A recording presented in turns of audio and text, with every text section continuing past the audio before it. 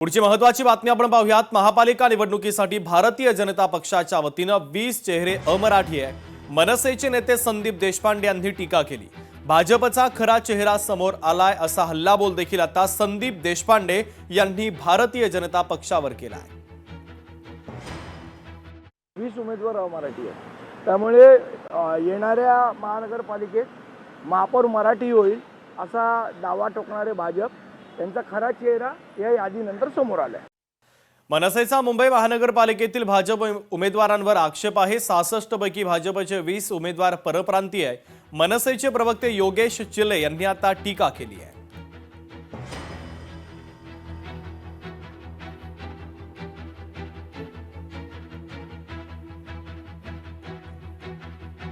बीजेपीने मुंबईमध्ये 66 उमेदवारांची पहिली यादी जाहीर केली आणि त्यामध्ये तब्बल 20 उमेदवार हे परप्रांतीय आहेत।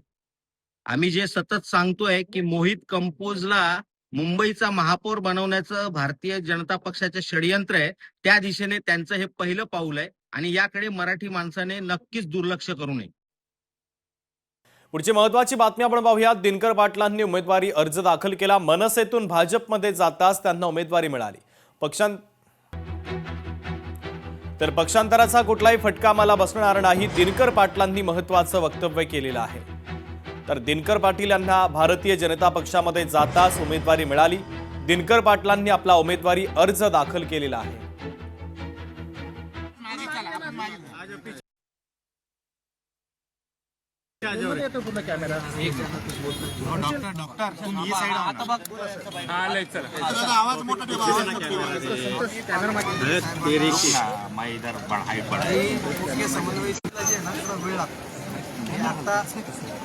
घरी जेव्हा माध्यमांनी काही बातम्या पाहिल्या माझ्याकडे घरी आले प्रदर्शन करायचं तुमच्याकडे भुमरे आणि आमदार केसरकर गेले काय बोललं?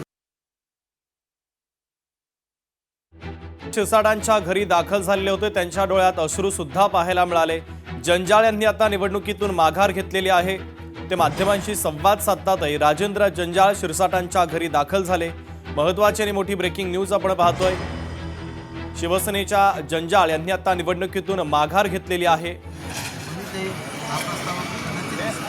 केला नाही असं म्हणतात।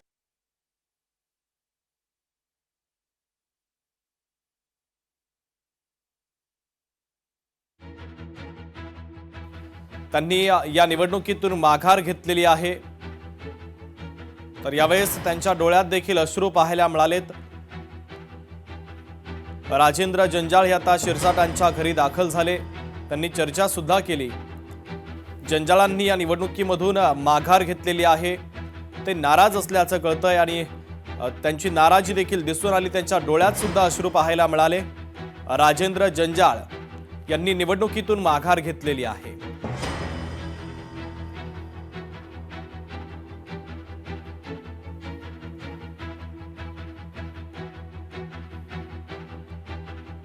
तर राजेंद्र जंजाळ हे आता शिरसाटांच्या घरी दाखल झाल्याची महत्त्वाची आणि मोठी ब्रेकिंग न्यूज आपण पाहतोय।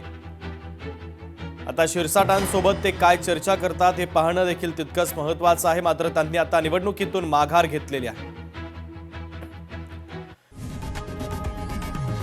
लोकशाही मराठी ऐका, पहा, जागरूक रहा।